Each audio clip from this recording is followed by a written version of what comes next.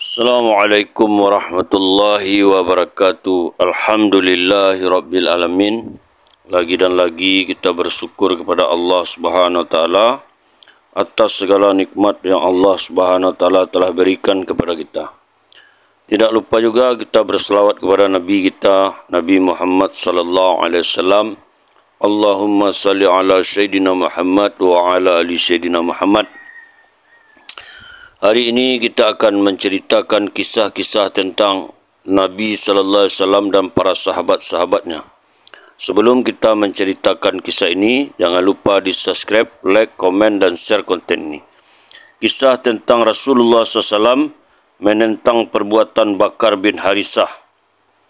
Dikeluarkan oleh Ad-Dauli, Ibu Mundah dan Abu Nuaim dari Bakar bin Harisah radhiyallahu katanya, aku menyertai satu syariah yang diutus oleh Rasulullah SAW untuk memerangi orang-orang musyrik.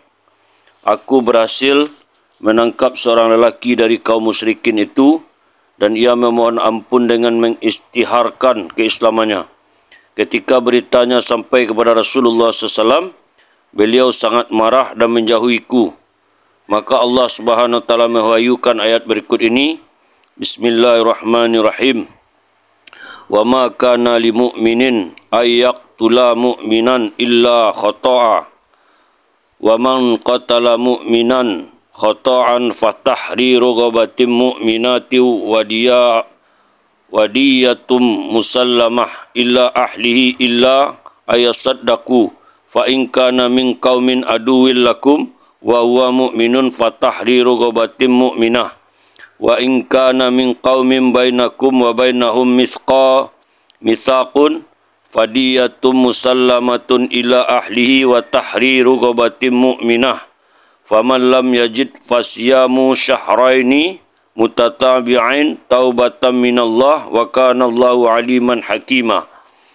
Dan tidaklah layak bagi seorang mukmin membunuh seorang mukmin yang lain kecuali kerana tersalah atau tidak sengaja, dan barang siapa yang membunuh seorang mukmin kerana tersalah atau hendaklah ia memerdekakan seorang hamba sahaya yang beriman serta membayar dia yang diserahkan kepada keluarga si terbunuh itu, kecuali jika mereka keluarga terbunuh bersedekah.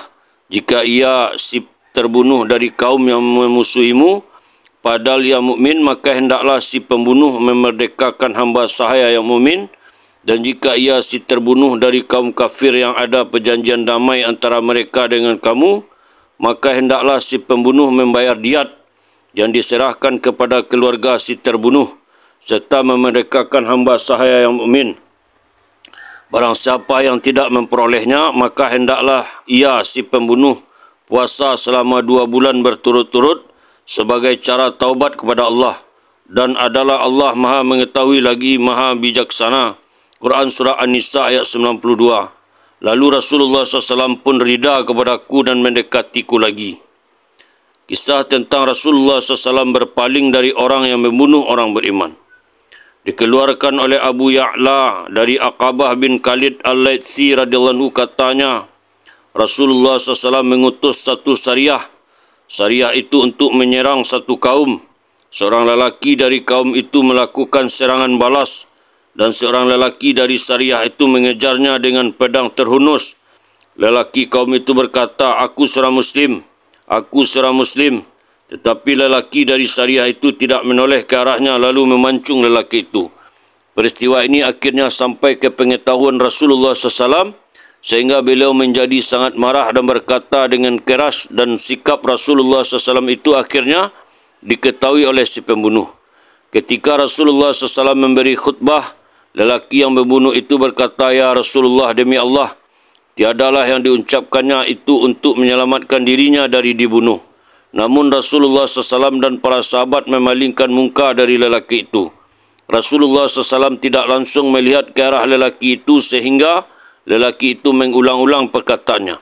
Rasulullah SAW bersabda, sesungguhnya Allah Azza wa Jalla telah melarang membunuh orang yang beriman.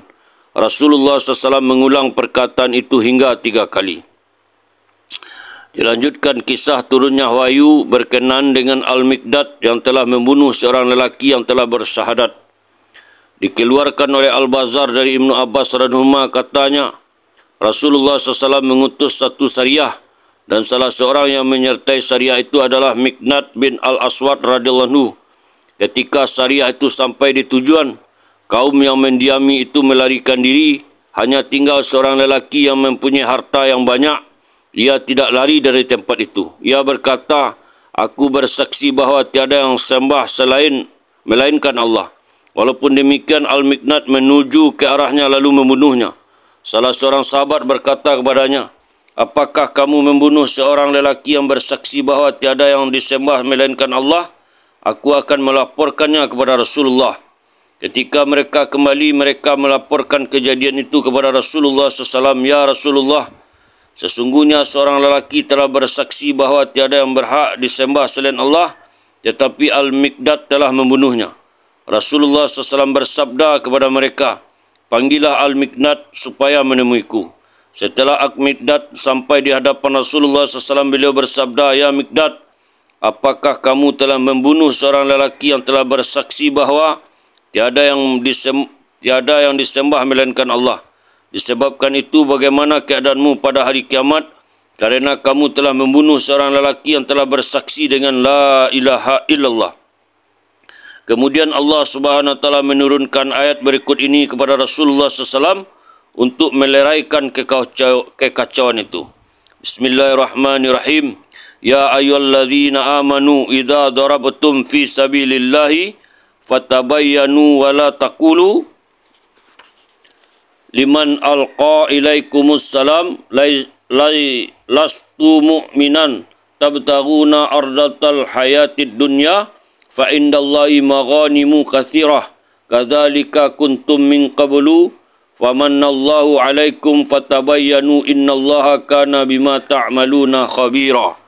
Hai orang-orang beriman, apabila kamu pergi berperang di jalan Allah, maka telitilah dan janganlah kamu mengatakan kepada orang yang mengucapkan salam kepadamu, kamu bukan seorang mukmin, lalu kamu membunuhnya dengan maksud mencari harta benda kehidupan di dunia.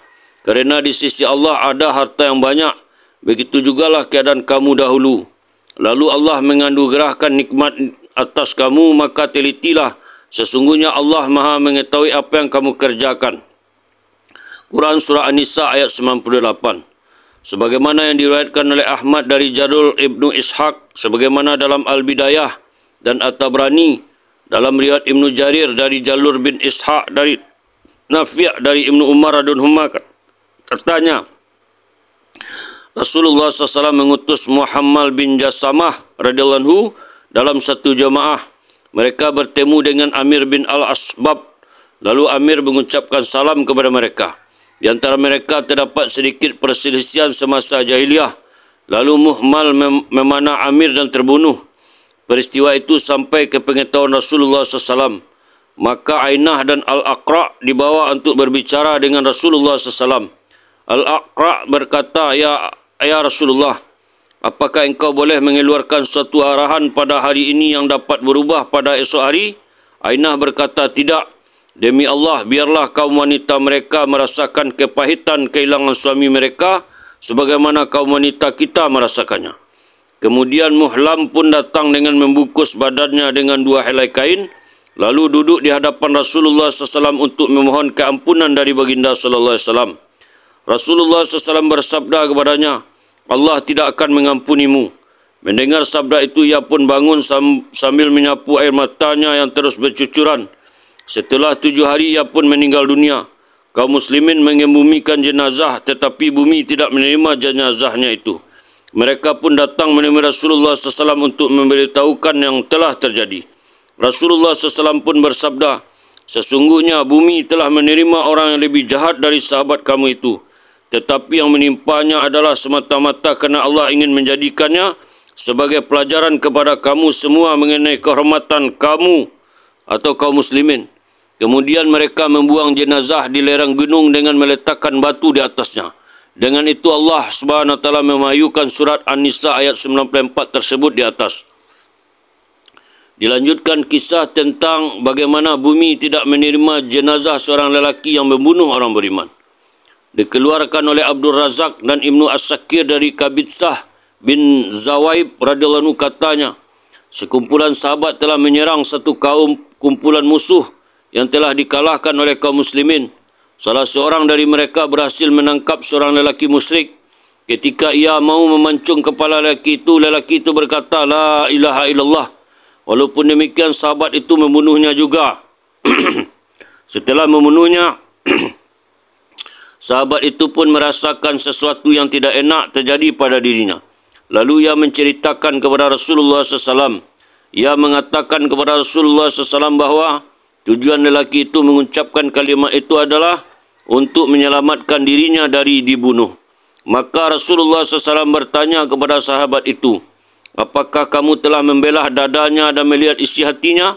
Apa yang diucapkan oleh lidahnya adalah datang dari hati. Tidak lama setelah itu sahabat itu pun meninggal dunia. Tidak lama setelah dikebumikan, orang-orang melihatnya terbaring kembali di atas tanah. Kemudian ahli keluarganya datang menemui Rasulullah SAW dan menceritakan apa yang telah terjadi. Sekali lagi jenazah itu dikebumikan, namun orang-orang kemudian mendapatkan kembali terbaring di atas tanah. Ahli keluarganya pun melaporkan kepada Rasulullah SAW. Maka Rasulullah SAW bersabda, sesungguhnya bumi enggan untuk menerima jasadnya, maka hendaknya kamu buang jasadnya ke dalam gua. Alhamdulillah, itulah kisah tentang seorang Muslim membunuh seorang yang beriman. Semoga menjadi pelajaran yang berharga bagi kita. Kita tutup dengan doa. Subhanallah wa bihamdihi. Subhanallah wa bihamdika. Asyhadu an la ilaha illa anta. Astaghfiruka wa atubu ilaik. Assalamualaikum warahmatullahi wabarakatuh.